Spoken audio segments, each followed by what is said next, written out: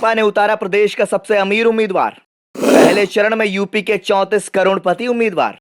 देश में पहले चरण में 21 राज्यों की कुल 102 सीटों पर होंगे मतदान। कमलनाथ के बेटे नकुलनाथ हैं 716 करोड़ के संपत्ति के मालिक। लोकसभा चुनाव में पहले चरण के मतदान के पहले एसोसिएशन फॉर डेमोक्रेटिक रिफॉर्म्स यानी एडीआर के द्वारा उत्तर प्रदेश के पहले चरण के उम्मीदवारों की रिपोर्ट जारी की गई है। इस रिपोर्ट के अनुसार बीएसपी के उम्मीदवार सबसे धनी हैं। उनकी औसत संपत्ति समाजवादी पार्टी और बीजेपी उम्मीदवारों से कहीं ज्यादा बताई गई है। बता दें कि उत्तर प्रदेश में पहले चरण के दौरान 8 सीटों पर चुनाव हो रहा है।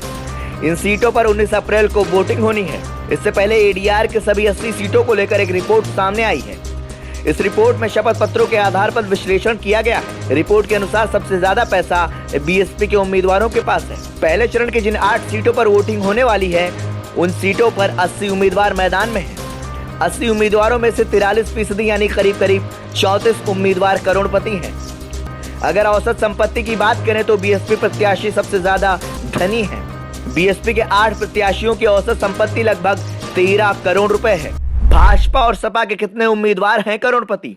इस चरण में बीजेपी के सभी 7 उम्मीदवार करोड़पति हैं।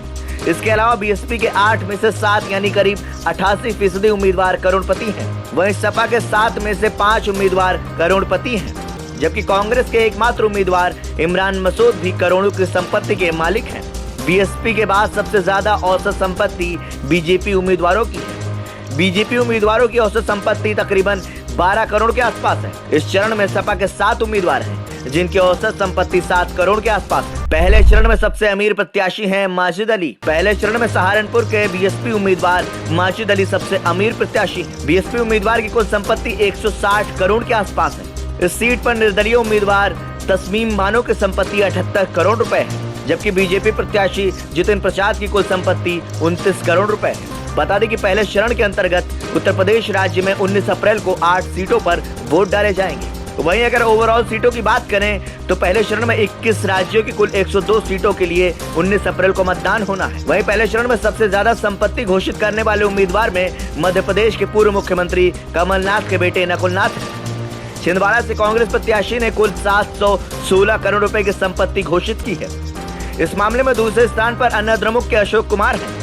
तमिलनाडु की ईरोड सीट से चुनाव लड़ रहे अशोक कुमार ने अपने चुनावी हलफनामे में 662 करोड़ रुपए की दौलत बताई है। वहीं तीसरे सबसे धनी प्रत्याशी भाजपा के देवनाथन यादव हैं। तमिलनाडु की शिवगंगा सीट से चुनाव लड़ रहे देवनाथन की कुल संपत्ति 304 करोड़ रुपए के आसपास है।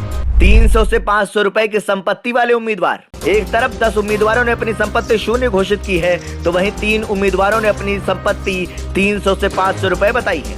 320 रुपए के साथ के पोनराज सबसे कम संपत्ति घोषित करने वाले उम्मीदवार हैं। वह तमिलनाडु की थूथुकुडी सीट से निर्दलीय प्रत्याशी हैं। वहीं 2 निर्दलीय उम्मीदवारों में कार्तिक गेंदलाल जी डोके और सूर्यामुथु ने अपनी संपत्ति महज 500 रुपए घोषित की है। कार्तिक महाराष्ट्र की रामटेक सुरक्षित सीट से चुनावी मैदान में है, जबकि सूर्यामुथु तमिलनाडु की चेन्नई उत्तर सीट से प्रत्याशी हैं। ब्यूरो रिपोर्ट, संदेश वाहक।